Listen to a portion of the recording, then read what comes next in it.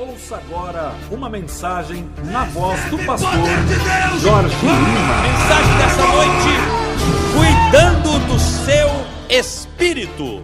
Ezequiel capítulo 11, nós vamos ler do verso 18 até o verso 20, cuidando do seu espírito. Vamos ler?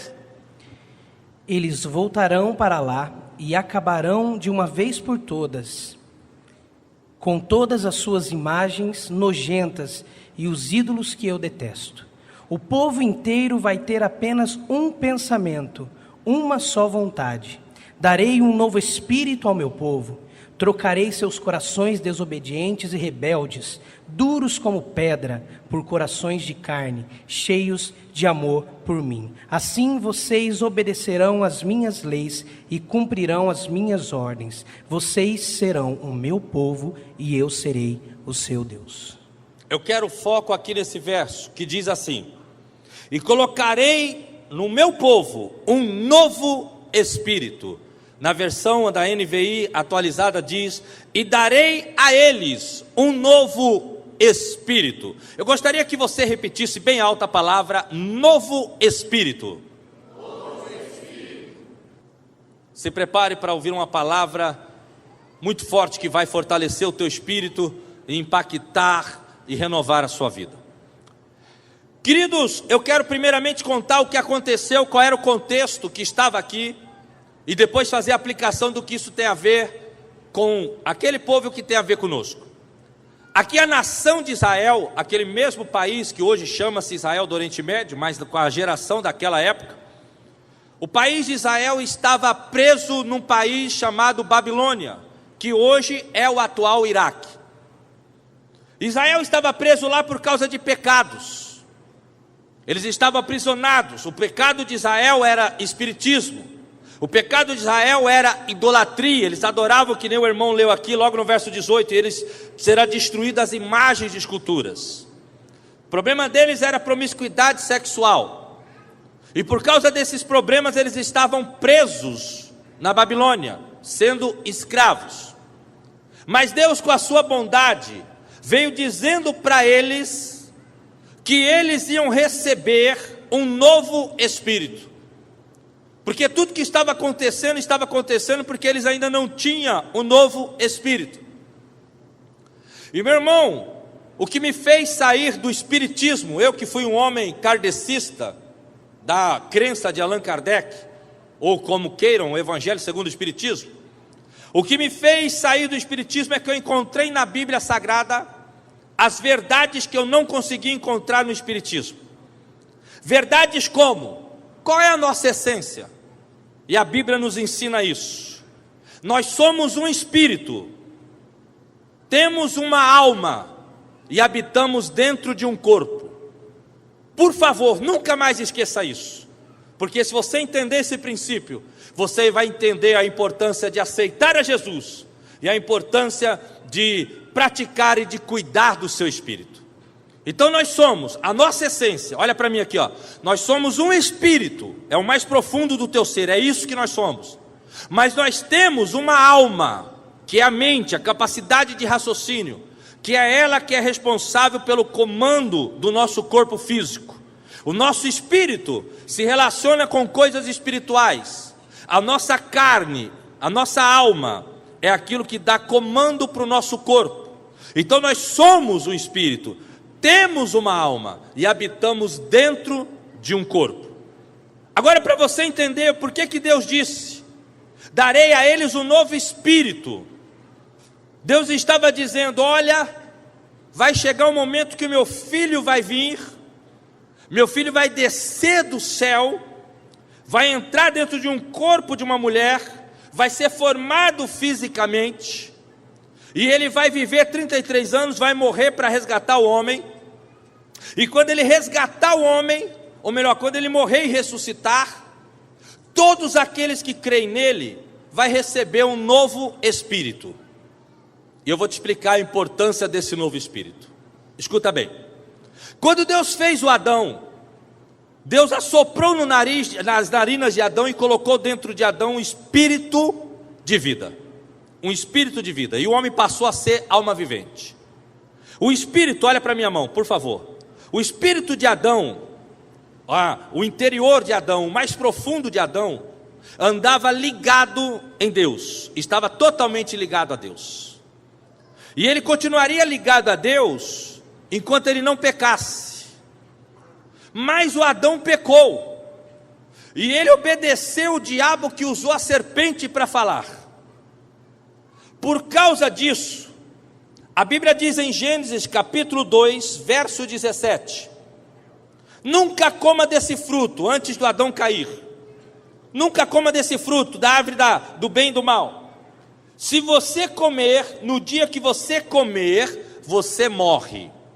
Agora, olha que interessante. 2,17, se um dia você comer, você morre. Capítulo 3, a Bíblia diz que quando Adão come do fruto, ele morre. Mas como que ele morre se ele continuou vivo, pastor? A Bíblia diz que ele morreu, mas ele continuou vivo. Eu vou te explicar. É que a palavra morte, tem muito crente que não sabe disso. A palavra morte não significa deixar de existir. A palavra morte não significa reencarnar. Você morre hoje e reencarna amanhã, depois você reencarna. Não. A palavra morte significa, olha para minha mão de novo, separar. É isso que é morte. Quando o Adão morreu, o que foi separado de Deus? O espírito dele, o interior dele. Fisicamente ele continuou vivo, mas espiritualmente Adão morreu. Adão se separou. E todos aqueles que foram nascendo de Adão, como seus filhos e todos os demais, nasceram separados de Deus. A essência principal, que é o espírito do homem, nasceu separado de Deus. Através de Adão, se não houvesse o pecado, todos nasceríamos com o espírito, a nossa essência, ligado a Deus. Mas como houve o pecado, o homem se separou de Deus. Ou seja, aqui quando diz você vai morrer, o Adão morreu primeiro, espiritualmente. Ele se separou. Nunca esqueça, a palavra morte é separar. Ele morreu, ele se separou de Deus. Passou-se alguns poucos milhares de anos, e Deus trouxe uma promessa de que Jesus viria e ressuscitaria o espírito do homem. Quando falo homem, é a raça humana. Ele ressuscitaria. Então, quando você se batiza, você recebe um novo espírito. Você que já se batizou, você já tem isso aqui, ó: darei a eles um novo espírito. Você que tem gostado da igreja, mas ainda não se batizou, você ainda não tem esse novo espírito. Vai escutando. Esse novo espírito você recebe quando se batiza. Aí vem o dia do batismo. Você desce as águas do batismo. Significa que você está morto para o mundo, para você, para as suas vontades. Quando alguém te levanta da água do batismo, você ressuscitou. Aí o Espírito Santo ressuscita o teu espírito. De novo, você que estava morto espiritualmente, separado de Deus, agora você novamente é ligado a Deus. É isso que quer dizer: darei a eles um novo espírito. Isso aconteceu com todos que já se batizaram. E você que ainda está assim, ser ou não ser, não sei se eu caso ou se eu compro uma bicicleta. Se decida, porque você tem que ganhar um novo espírito. Porque por mais que você tenha vindo à igreja, esteja vindo à igreja, você ainda está separado de Deus, sim.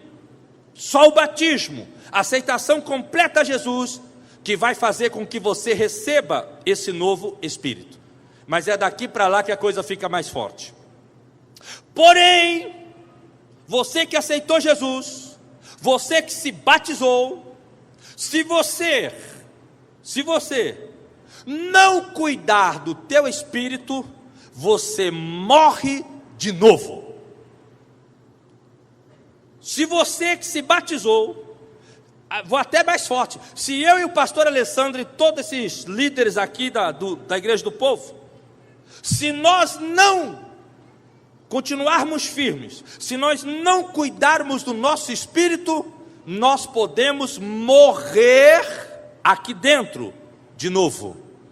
Por isso que Paulo escreve aos Romanos, a um grupo de irmãos que já tinha se convertido, que já tinha se batizado, que já tinha recebido o novo Espírito, e ele diz assim, Romanos 8, verso 13: portanto, se andardes segundo a carne, certamente morrereis. Morrereis o quê? Espiritualmente. Seremos separados de novo de Deus. Mas se pelo Espírito mortificarmos as obras da carne, a vontade da nossa alma, a vontade de fazer o que é errado, a vontade de fazer o que é pecaminoso, certamente viveremos. O que Paulo está dizendo, mesmo que você tenha aceitado a Jesus, se batizado, recebido o novo Espírito, assim como Adão recebeu um Espírito direto de Deus e morreu, você pode receber um Espírito direto do Espírito Santo e morrer também. Ser separado de Deus também. Para que isso não aconteça, o que você tem que fazer? Cuidar do seu espírito. Você não cuida do seu corpo? Você cuida. Você toma banho. As mulheradas cuidam mais ainda do que o homem, né? Você cuida banho. As mulheres fazem chatinha no cabelo. Para o homem é chatinha, né? Porque fica demorando. Para ela é chapinha. Você pinta a unha. Você passa creme no corpo. Você se arruma. Você cuida do corpo. Você cuida da sua mente, ou pelo menos devia cuidar. Você lê livros, você interage com brinquedos didáticos, né, com joguinhos, você usa a tua inteligência, você cuida da tua mente. De igual forma, você tem que cuidar do seu espírito. Se você não cuida do seu corpo, você morre fisicamente. Se você não cuida da tua cabeça, você fica retardado mentalmente. De igual forma, se você não cuidar do seu espírito, você morre. Então nós vamos aqui falar, para você entender melhor, eu vou pegar aqui 4 das maiores necessidades do nosso corpo e vou fazer a aplicação para as necessidades do nosso espírito. Eu vou fazer uma parábola. Parábola é o quê? Parábola espiritual é assim, ó. Nós pegamos algo físico, explicamos aquele algo físico, mostrando como é que aquilo funciona no mundo espiritual. Por quê? Porque Deus quer que a gente entenda sobre coisas espirituais. Mas como nós estamos presos a um padrão físico, nós temos dificuldade de entender coisas espirituais. Então, se nós pegarmos o que é físico e explicar com o lado espiritual, fica mais fácil. Por exemplo, Jesus falou, vocês são que nem árvore. Se não der fruto, é cortado. Jesus disse, vocês são para mim ovelhas, tem que ser mansa, meiga, humilde. Jesus disse, vocês são que nem casa, tem que estar limpo para a habitação do Espírito Santo e não para a habitação de demônios. Então o que acontece? Jesus usou exemplos de coisas físicas para a gente entender coisas espirituais. Por isso que a Bíblia está tão cheia de parábolas. Parábola do semeador, parábola do filho pródigo, parábola daquilo, que é comparações para a gente entender, para nós poder. Deixa eu ver se eu paro com esse vício da gente, para ver se nós entendemos como funcionam as coisas espirituais. Então vamos lá. 4 necessidades do nosso corpo físico, comparando com as necessidades do corpo espiritual. Vamos ver se você tem cuidado do seu espírito. Se você tem feito isso, você está cuidando do teu espírito. Vamos lá. Primeiro, cuidar do teu espírito é beber. Você precisa tomar água. Meu irmão, a maior necessidade do nosso corpo físico, embora você pense que a comida não é a água. O homem não consegue ficar mais que 13 dias sem água. Mais que 3 dias sem água ele começa a ficar doentinho. Mais que 13 dias ele começa a ficar desidratado, começa a correr o risco de morrer. Morrer rapidamente. O que é isso? É a falta de água. Agora, isso mostra a importância que a água tem para o nosso corpo. Agora eu vou aplicar a necessidade que o nosso corpo tem de água, para mostrar para você por que Jesus disse, quem tem sede, venha e beba de graça da água da vida. Escuta só, escuta, e você vai ver como é tremendo que você vai aprender. Queridos, toda a água que nós bebemos, 70% da água que você bebe vai para o seu organismo, 20%, 30% vai para umidificar o seu intestino, para dar uma boa funcionalidade para o seu, para a sua bexiga, para o seu rim. Mas 70%, como uma esponja, é absorvida pelo seu corpo. Sabe o que isso quer dizer? Que você tem que tomar muita água. Porque se você não tomar muita água, você vai ficar doente. Você vai começar a desidratar. Volta e meia a gente vê pessoas dizendo assim: pastor, eu fui no médico, e o médico falou o que para você? O médico falou que o meu problema é que eu tenho que tomar água, eu não bebo água. Os médicos dizem que a partir do momento que uma pessoa é pré-adolescente até adulto, precisa beber pelo menos 2 litros de água por dia. Se você não bebe 2 litros de água, e não pode ser suco, guaraná, você pode beber suco e guaraná à vontade, mas o que limpa você é a água. Veja o mistério. Você pode beber chá gelado, você pode beber leite gelado, você pode tomar bastante guaraná, mas é 2 litros de água, não é líquido, é 2 litros de água. Aí sabe o que acontece? As pessoas chegam no médico e dizem assim: doutor, estou com dor no rim, estou com dor no estômago, estou com dor no intestino, meu intestino não funciona direito, estou ressecado, quase tendo problemas sérios quando eu vou no banheiro. E aí o médico diz: você toma água? Não, não tomo água. Ah, você não bebe água? Eu bebo pouco, eu não gosto de água. Ah, você não gosta? Aí o médico escreve lá: beba pelo menos 2 litros de água por dia. Porque quando você bebe pelo menos 2 litros de água por dia, o que acontece? O seu organismo, ele puxa a água necessária, e o restante vai para o teu intestino. O restante vai para o teu rim, então você vai urinar bem, você vai fazer as suas necessidades fisiológicas bem, você não vai ter problema de ressecamento, e por causa do problema de ressecamento, você desencadeia um monte de enfermidades. Ou seja, o nosso corpo precisa beber muita água, não é pouca, é muita, porque senão, nós vamos ficar doentes, e vamos até mesmo morrer. Pastor, mas o que isso tem a ver com o lado espiritual? Tem muito a ver. Eu estou falando de cuidar do seu espírito. Em vários textos bíblicos do Novo Testamento, nos Evangelhos, Jesus disse: eu sou a fonte de água viva. Quem tem sede, venha a mim e beba de graça. Eu sou a água da vida. Quem beber de mim jamais terá sede. Sabe o que acontece?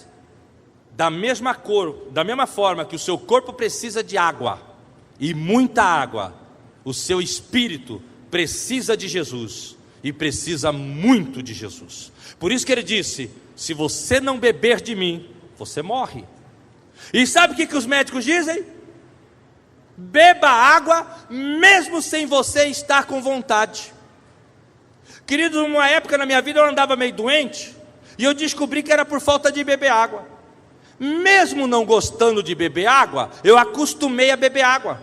Hoje eu tenho o hábito de levar garrafa de água para o quarto à noite. Quando é de manhã, nas minhas manhãs de oração, meditação, eu fico tomando água, para o meu organismo funcionar bem. Aí o meu intestino funciona bem, minha bexiga funciona bem, meu rim funciona bem, e eu fico com esse corpinho que você está vendo.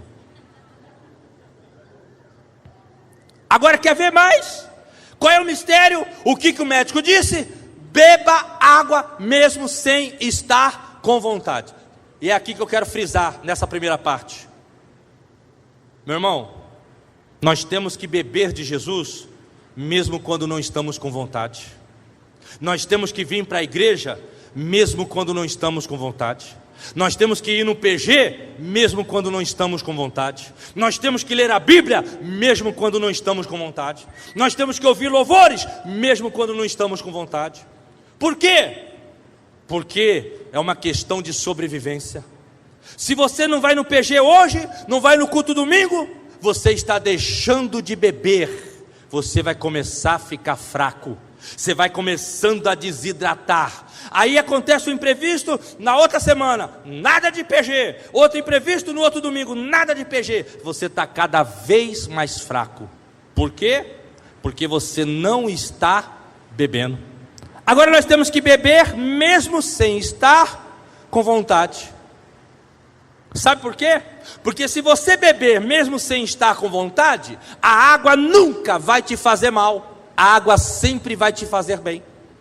Mesmo que você não está com vontade, você está bebendo. Tipo assim, ó, eu estou sem vontade, mas o pastor ensinou, que os médicos explicam, que nós temos que beber água porque faz bem para o corpo. Eu não estou com nem um pouco de vontade, mas eu preciso, vou lá na cozinha, pegar um copo bem grande e tomar um copo cheio de uma água fresca. Aí você bebe, mas não tem gosto, mas você bebe, bom. Aí você não percebe, ou melhor, aí você começa a perceber que o teu corpo está melhorando, porque você não tinha o hábito, mas agora você tem, e você começa a perceber que você está mais saudável. Sabe por quê? Porque mesmo que você beba água sem estar com vontade, ela só vai te fazer bem, nunca vai te fazer mal. Meu irmão, se eu falar para você que todo dia eu estou a fim de ir na igreja, que todo dia eu estou a fim de ler a Bíblia, que todo dia eu estou a fim de orar, eu estou mentindo.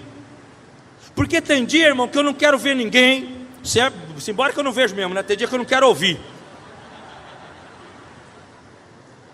Tem dia que eu não quero ouvir ninguém. Tem dia, meu irmão, que eu não estou afim de ensinar ninguém. Estou sendo sincero, meu irmão. Tem dia que eu queria sumir. Sabe por quê? Olha isso aqui.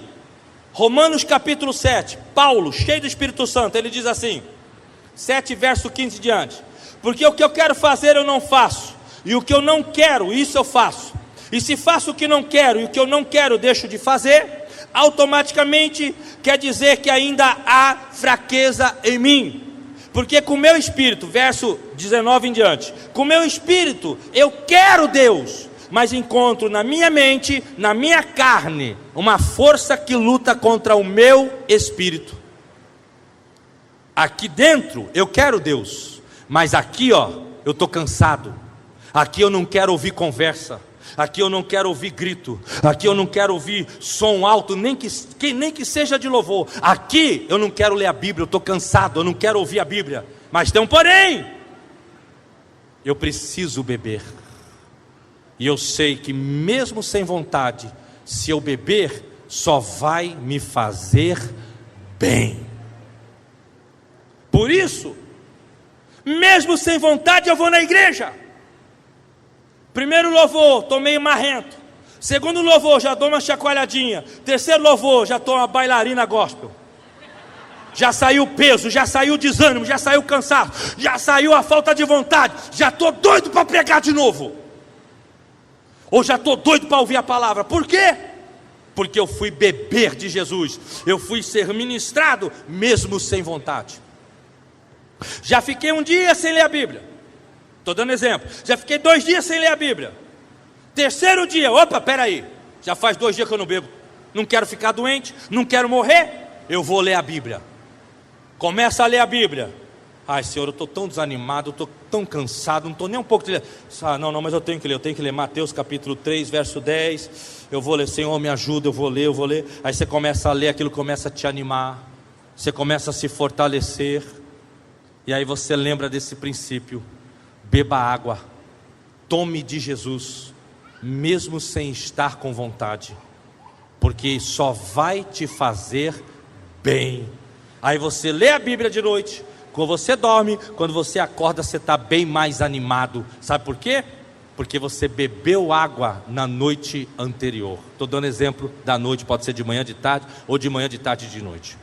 Então primeiro, para cuidar do teu espírito, beba de Jesus, que é a fonte da água viva. Beba dele. Leia a Bíblia. Ouça a pregação da palavra. Sabe o que você está fazendo aqui? Você está bebendo de Jesus. Eu estou ministrando para você, você está bebendo. É isso. Por isso que tem um corinho: Ele vai te dar água para beber, Ele vai te dar água para beber. Vou dançar muito não, que depois eu me perco do púlpito, aí fica ruim de se achar. Ele vai te dar água para beber. Segundo, deixa eu perguntar aqui. Responde aqui, ó. Você tem bebido de Jesus? Responde aí no pensamento. Você tem lido a Bíblia com frequência? Você tem ido no PG para ser ministrado com frequência? Você tem ido em célula para ser ministrado com frequência? Você tem ido nos cultos para ser ministrado com frequência? Segunda forma de cuidar do seu espírito: o seu corpo precisa de água. Seu corpo também precisa de comida. O seu espírito também precisa comer. Dê de comer para o seu espírito. Faça ele comer. Comer o quê? Novamente um sinônimo. Beber e comer na Bíblia, espiritualmente falando, no Novo Testamento, significa comer e beber de Jesus. Coma a palavra. Leia bons livros evangélicos, de bons pregadores. Eu estou lançando um livro aí, Os 7 homens mais humildes que o mundo já conheceu. E eu ensino como é que eu ensinei os outros 6 a serem humildes. Tá para sair aí, os 7 homens mais...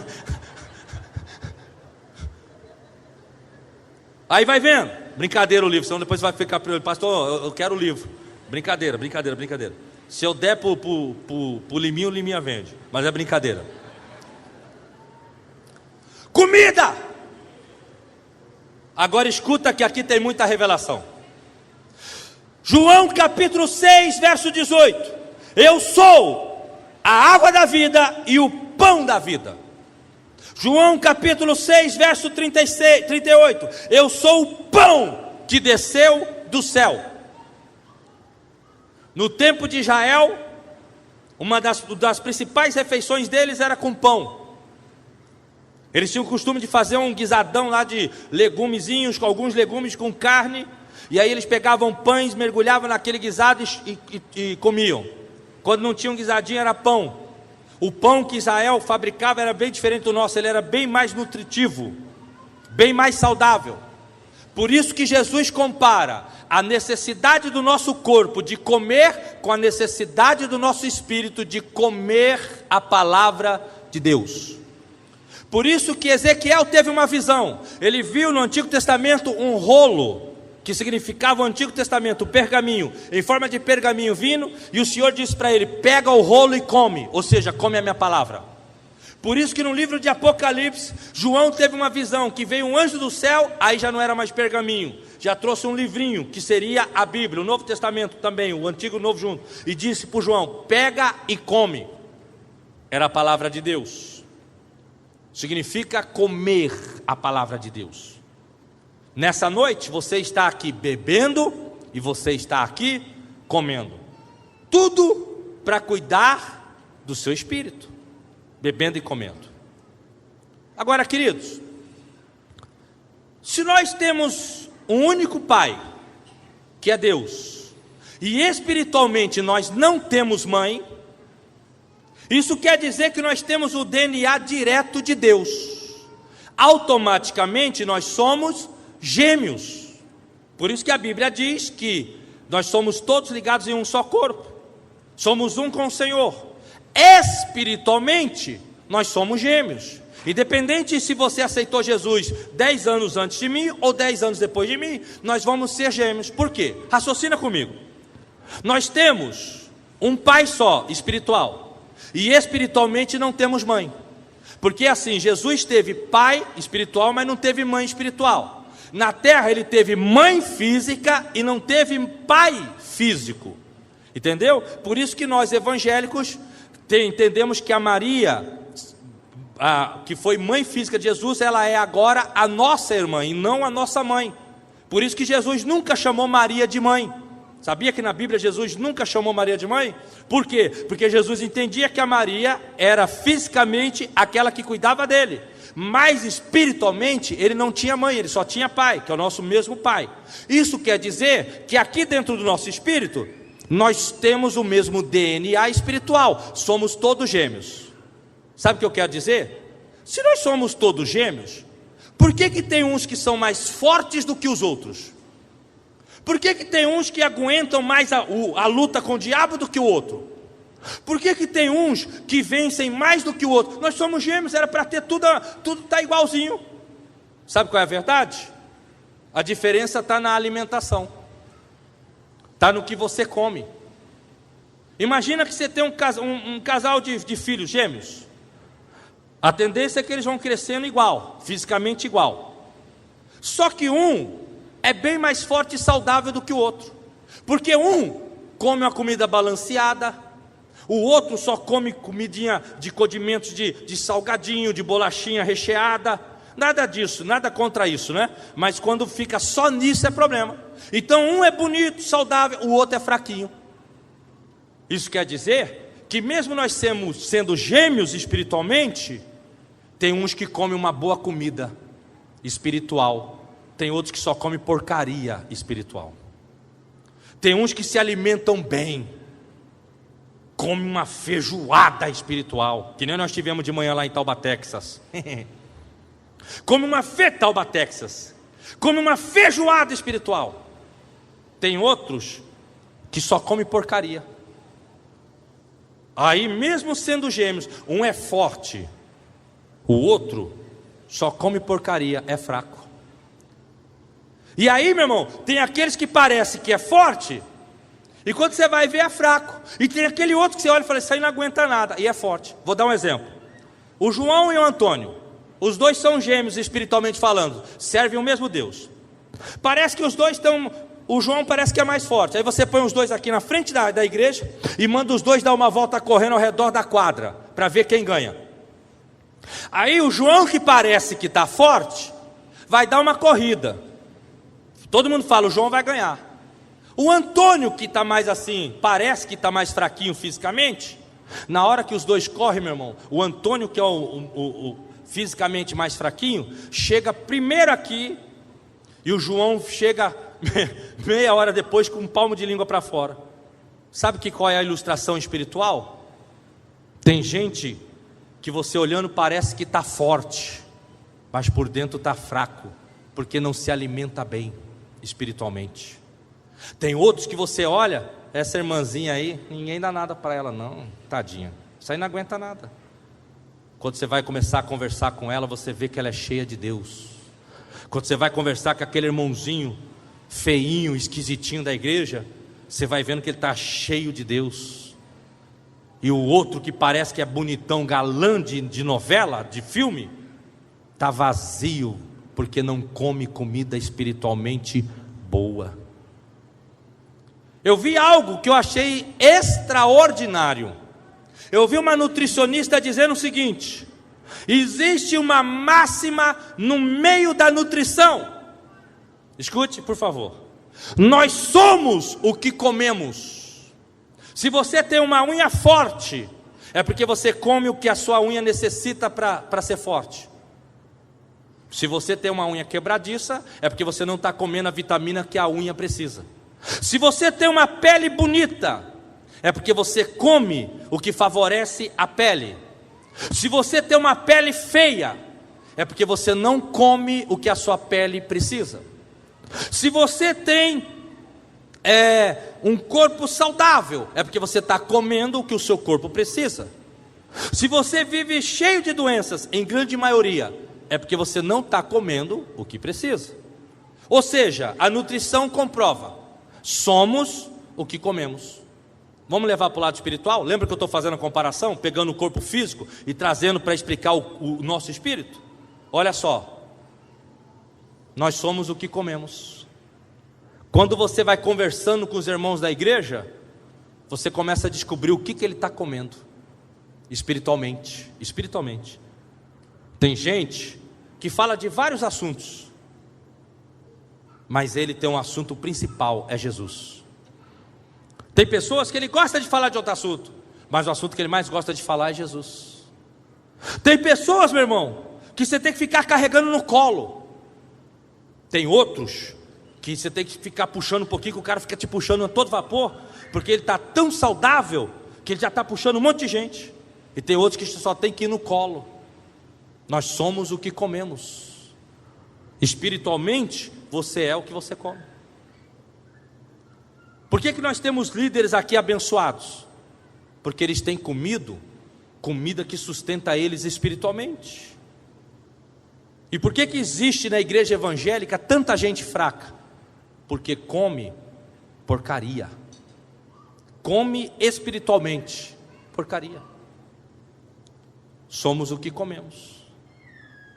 Conversando com esse irmãozinho que é o teu amigo da igreja, você já descobre que tipo de comida espiritualmente ele tem comido. A verdade é essa. Agora escute, eu tenho um texto aqui extraordinário. Esse aqui é o meu predileto nesse contexto. Querido, Nabucodonosor, rei da Babilônia, invadiu Israel e foi levar Israel cativo para a Babilônia. Aí o rei Nabucodonosor, que aqui na Bíblia, lá no livro de Daniel, é uma tipologia do diabo. Babilônia, domínio do mundo. E a figura ali é o que? O domínio do diabo prendeu alguns servos do Senhor e trouxe para dentro do domínio do mundo, para ver se prendia eles lá. E o Nabucodonosor, para conquistar a confiança de alguns jovens para trazer para o exército dele, ele disse o seguinte: separe no meio desses prisioneiros os melhores jovens, os mais bonitos, os mais inteligentes, os mais fortinhos, e comecem a dar para eles. Agora escuta a revelação, eu estou falando de comida espiritual. Comecem a dar para eles, olha só, a comida das melhores, verso 5 de Daniel 1, Daniel 1, 5. As melhores especiarias que saem da minha mesa, e dê para eles beberem o melhor vinho que sai da minha mesa. Sabe qual é a linguagem espiritual aqui? Aqui Nabucodonosor, que era tipologia em Daniel do diabo, ele estava dizendo: pega esses jovens, que é lá do povo de Israel, do povo de Deus, e dá para eles a comida da minha própria mesa. Eles não vão comer qualquer coisa não. Fala para eles que eles estão comendo o que o rei come. Fala para eles que, embora eles sejam escravos, eles estão bebendo o vinho que eu bebo. Saiu da minha mesa. Aí o camarada podia pensar assim: tudo bem que a gente está escravo, hein? Mas que honra comer a comida que vem da mesa do rei. Que honra beber o vinho. E aqui que está o poder da revelação. Pensa comigo. Se Nabucodonosor na Bíblia, no livro de Daniel, é a tipologia do diabo, e ele aprisionou o povo de Deus e queria obrigar o povo de Deus a aceitar a cultura do diabo, que era esse o raciocínio, ele queria ensinar o povo a aceitar a cultura do diabo. Quando ele disse: eu vou dar para eles a comida que sai da minha mesa, quer dizer que espiritualmente, dependendo do programa de televisão que você assiste, você está comendo na mesa do diabo. Dependendo do que você gosta de ouvir no rádio, você está comendo na mesa do diabo. Dependendo do que você gosta de ouvir na internet, você está comendo na mesa do diabo. Sabe por quê? Porque aqui nós estamos fazendo a aplicação de comida física para comida espiritual. Aquela comida vinha, mas ela vinha sacrificada a demônios. Tanto que no verso 8, eu li Daniel 1,5. No verso 8 diz assim: porém, Daniel decidiu não se contaminar comendo a comida do rei. Era do diabo. Tem um monte de programa de televisão que é do diabo, que está destruindo famílias, que está destruindo casamento, que está destruindo jovens. Aí o jovem vem para a igreja, aleluia, glória a Deus. Um dia no PG, um dia no culto, um dia nos improváveis, e depois 4 dias comendo comida nojenta da televisão. Um tempo desse, uma moça que estava casada há 2 anos, chegou para a mãe, que era uma mulher de pastor, que era uma pastora, e disse assim: mãe, eu estou pensando em me separar do meu marido. Desculpa, eu estou vivendo um momento de crise e gostaria que a senhora orasse por nós. Aí a mãe, pastora, disse assim, 2 anos de casada, hein? A mãe disse assim: minha filha, separa. A mãe, pastora, aconselhou a filha de 2 anos de casada a se separar. Aí a menina falou assim: não mãe, a senhora não entendeu. São um pessoal desconhecido meu. Estou falando aqui, reproduzindo do jeito que aconteceu. Não mãe, eu não quero me separar. Eu casei para sempre, são só 2 anos de casado. Eu estou te contando isso para a senhora me ajudar em oração.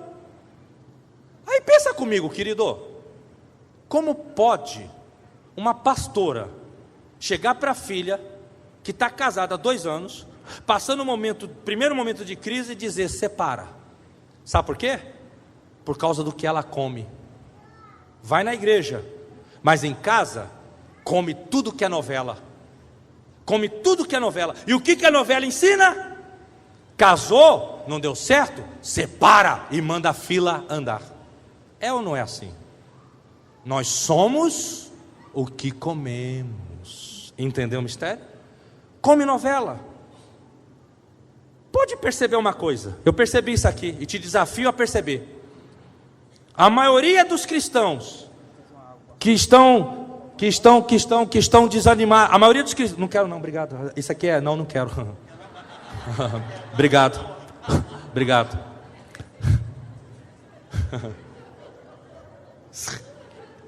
Ainda bem que ele é cheio do Espírito Santo. Se fosse outro, ele ia falar grosso, sem graça. É que eu fiz assim para não tirar minha concentração, que eu estou empolgado aqui. Eu fiz assim, ele não, isso aqui é não. Mas vamos aqui, vamos continuar aqui. Nós somos o que comemos.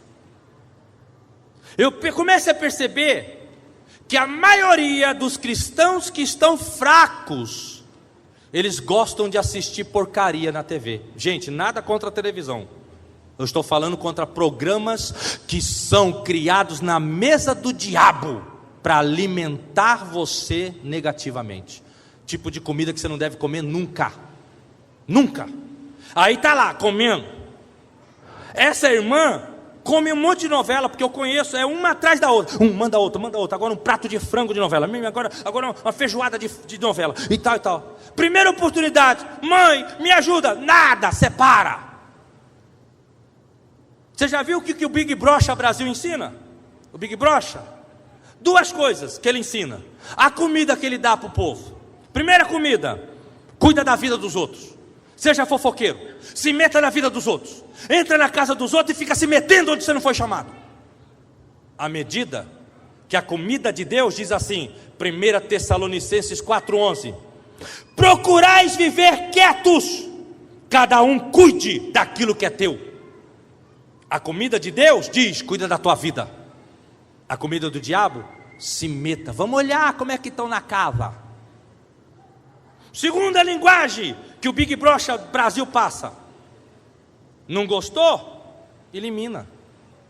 Tira do Face. Deleta o telefone. Não quer mais saber dessa pessoa. À medida que a comida de Deus diz, tenha misericórdia, tenha paciência, perdoa, anda junto, ama. A comida do diabo, deleta, tira da tua vida.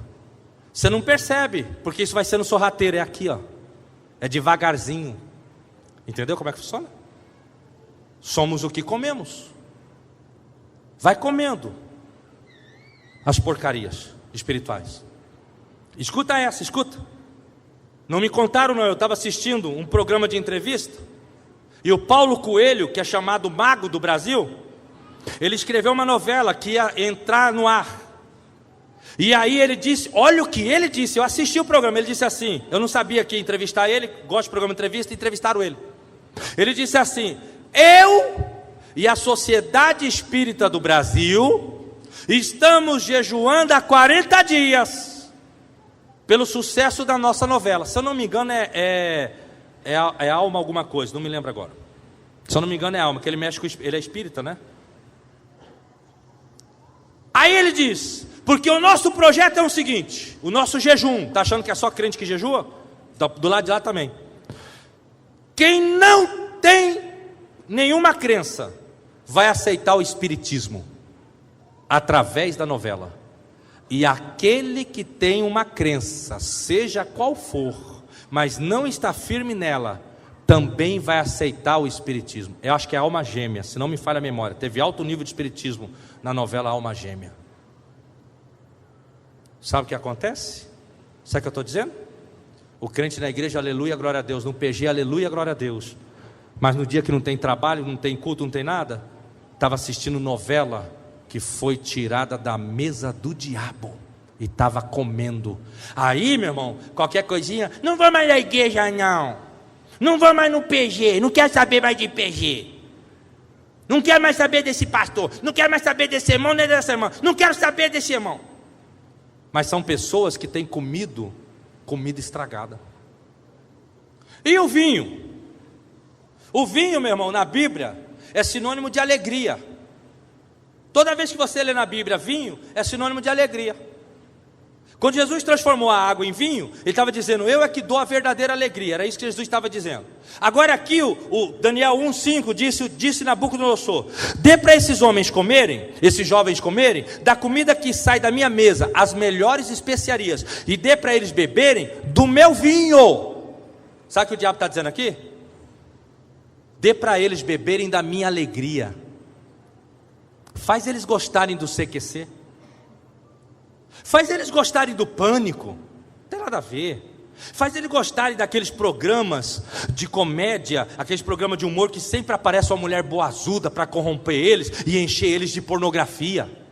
Faz eles gostarem desse programa. É alegria, faz eles rir, eles gostam de rir. Deixa eles entretidos na TV, rindo, tomando do meu vinho, enquanto eu estou destruindo os necessitados na favela. É isso que ele faz. Pastor, o que o senhor tem contra o CQC? O que eu tenho contra o CQC? É isso aqui, ó. Provérbios 24, 21. Respeite as autoridades e não se ajunte com aqueles que se levantam contra ela. É só isso que eu tenho contra eles. Só a comida que eu como aqui, ó. Só aqui. Só essa comida que eu como aqui me fortalece o espírito e diz para mim, não coma, não se alegre, não beba do vinho do CQC, porque é vinho vindo da mesa do diabo. É vinho que rebela-se contra as autoridades. A Bíblia não mandou rebelar contra a autoridade, a Bíblia mandou orar. Tem alguém lá que não presta, tem alguém lá servindo o diabo, a igreja ora e Deus transforma. Se a igreja não ora, o diabo avança. Se a igreja ora, Jesus transforma. Se a igreja não ora, o diabo avança. Mas Deus nunca disse, se ajunte com aqueles que se levantam contra ela. Respeite as autoridades. Ai, mas eu gosto tanto do CQC, pastor, para de ser exagerado. Vai lá, toma mais um golezinho semana que vem, da mesa, do vinho do diabo. Vamos para a penúltima parte, vou ser bem rápido aí, menos de 10 minutos eu estou terminando, menos de 8 minutos. Então, primeiro, beba de Jesus. Segundo, coma da palavra. Terceiro, exercício. Se o teu corpo, se você beber e comer, mas não fizer exercício, você fica fadigado, fica faltando alguma coisa. Você precisa exercitar o teu espírito. Se você bebe da palavra, se você come da palavra, mas você não se exercita, você fica fadigado e fica doente. Tem pessoas que bebem bem água, come bem, mas mesmo assim fica doente. Insônia, desânimo, fadiga. Por quê? Falta de exercício. Falta de exercício. Tem gente que está deitado no sofá, 3 metros da televisão, o controle está com defeito, ele grita, filha! A filha sai lá da cozinha, oi pai, troca o canal para mim. E tem filho que é assim com a mãe, né? Mãe, ô minha filha, tá precisando só trocar o canal, aumenta a TV ali. Não faz exercício nem para levantar para ir na TV. O pessoal está rindo que vocês sabem que é assim. Tem gente gritando, fala a Deus ali, ó. Queridos, exercício é fundamental. Escute, é comprovado. O exercício físico faz com que o seu cérebro transmita uma mensagem para o seu corpo, liberando uma substância boa que te dá a sensação de bom-estar. Comprovado. Tem muita gente mal-humorada porque não exercita. Tem muita gente com cara, sabe, de sapo que morre em dia de enchente, porque não exercita. Agora escuta isso aqui. E o que é exercitar espiritualmente, pastor? É a prática do que você está bebendo e comendo espiritualmente. É praticar o que você aprende, praticar o que você ouve no PG, praticar o que você ouve na célula, praticar o que você ouve nos cultos. Isso é exercitar. E também a vida de oração. Você bebe e come, e quando você ora, você exercita. Você bebe e come, e quando você ora, você exercita. Pastor amigo meu, pastor da minha igreja, pastor Wagner, ele foi campeão de karatê. quando não tinha Jesus. Se converteu, aplicou no evangelho, parou de lutar. Aí um dia ele chegou para mim e falou: pastor, estava precisando fazer um exercício, que eu estava enferrujado. E aí eu fui lutar com um rapaz que eu vivia ganhando dele, quando eu era mais novo. Peguei a chave de uma academia emprestada, fui só para treinar. Fiz toda a pose, aqueci. Quando eu fiz assim, ele pegou meu braço, me jogou por cima dele, caí no chão e desmaiei. Pastor, passei mal pra caramba. Mas pastor, era um cara que eu sempre vencia ele. Eu falei: pois é, mas ele continuou treinando e você parou de treinar. Ele continuou exercitando, você parou de exercitar. Sabe o que isso quer dizer? Se você ler, ouvir ministrações, mas você não tiver uma vida de oração, você não está exercitando, você vai fadigar, uma coisa vai completar a outra. Leitura da palavra e oração não se desligam, elas andam sempre juntas. A leitura da palavra, vir no culto, ir lá, ouvir a palavra de Deus, isso te alimenta, é beber e comer. Mas a oração é que completa, a oração é que dá exercício. Entendeu por que o nosso querido Tiaguinho, quando fica na unção, ele fica...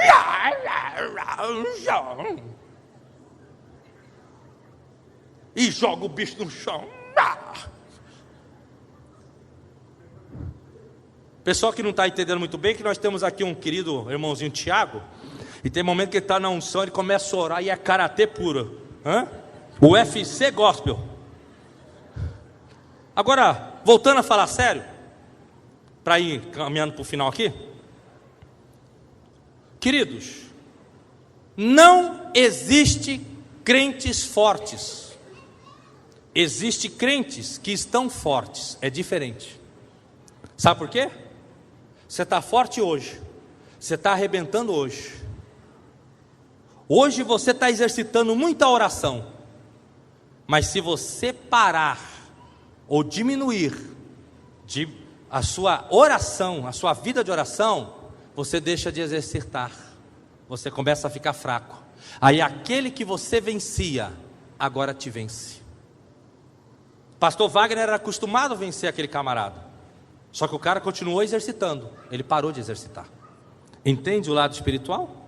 Se você parar de orar, o diabo que você sempre venceu, agora ele vence você.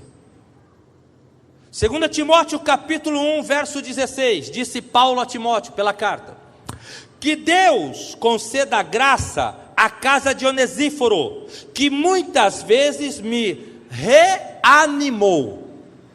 Gente, sabe qual é o mistério aqui? Paulo está dizendo: pessoal, por mais poderoso que eu fosse, por mais cheio de Deus que eu fui, teve momentos que eu estava tão desanimado, que Onesíforo foi quem me reanimou. Várias vezes eu estava desanimadíssimo e ele me reanimou. Meu irmão, se ele diz me reanimou, só se reanima quem está desanimado. Sabe o que nós aprendemos aqui? Por mais tremendo que Paulo fosse em Deus, o Paulo nem sempre estava forte. Tinha horas que ele estava enfraquecido. Não existe crente forte, existe crente que está forte. E para você continuar forte, você tem que estar bebendo, tem que estar comendo e tem que estar exercitando a oração. Para mim caminhar aqui no final, você que é batizado no Espírito Santo, você que fala em línguas estranhas, exercite essa oração. Exercite a oração em línguas. Irmão, se você pegar uma criancinha, um nenenzinho, um bebezinho, olha a mãozinha da criança, que coisa linda. Só que se a criança não exercitar a mão atrofia.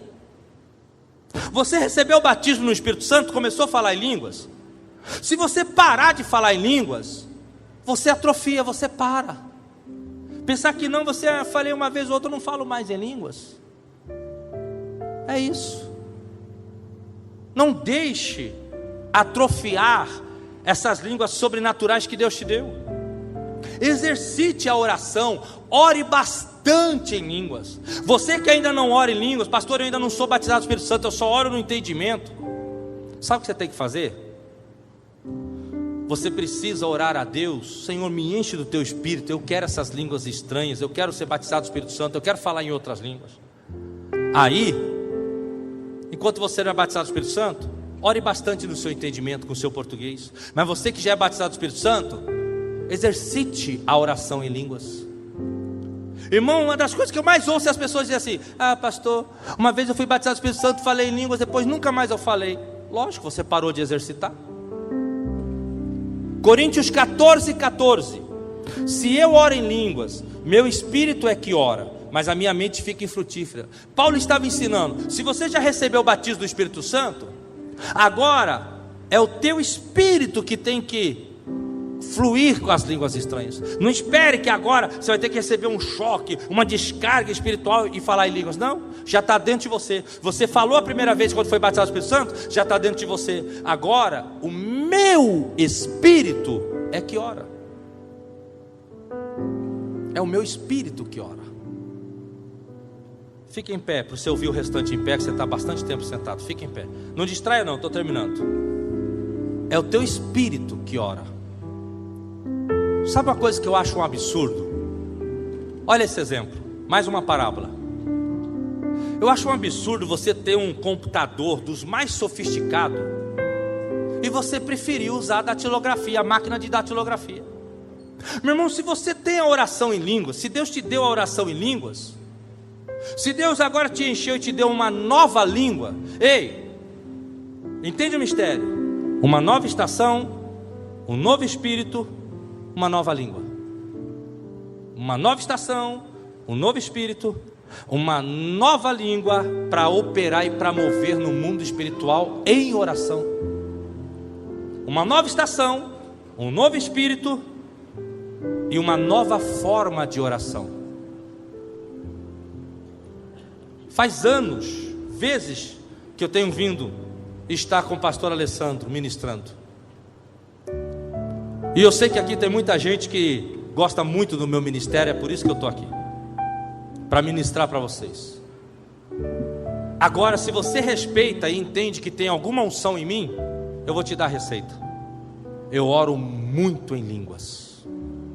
Pastor Jorge, o senhor é um homem sábio na sabedoria, na ministração da palavra. Pastor, o senhor é um homem que a gente sente a unção. Se você quer o que eu tenho, faz o que eu faço. É simples, você quer o que eu tenho, faz o que eu faço, você vai ter. O que eu tenho? Eu oro muito em línguas. O que eu faço para ter o que eu tenho? Eu oro muito em línguas. Eu só não oro em línguas quando eu tenho que orar por alguém para que ele entenda, para poder falar amém. E eu não oro em línguas quando eu tenho que repreender demônios, porque demônios não entendem línguas estranhas. Eles tentam imitar, mas eles não entendem o que você fala em línguas. Fora esses dois motivos, eu não oro no entendimento, eu só oro em línguas. Mas o senhor sabe que o senhor está orando? Sei. Mistérios. 1 Coríntios 14:2. Porque aquele que fala em línguas não fala aos homens, mas em mistérios fala com Deus.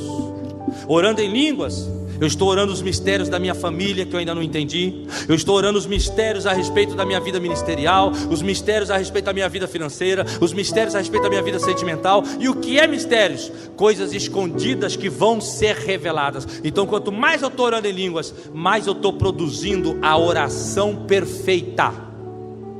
A oração em línguas é a oração perfeita. Por isso, meu irmão, dá um chute na máquina de datilografia, mas de botina, que se você tiver de chinelo, quebra o dedo. E começa a usar o computador. Substitua o velho pelo novo. Tenha uma nova forma de exercício espiritual.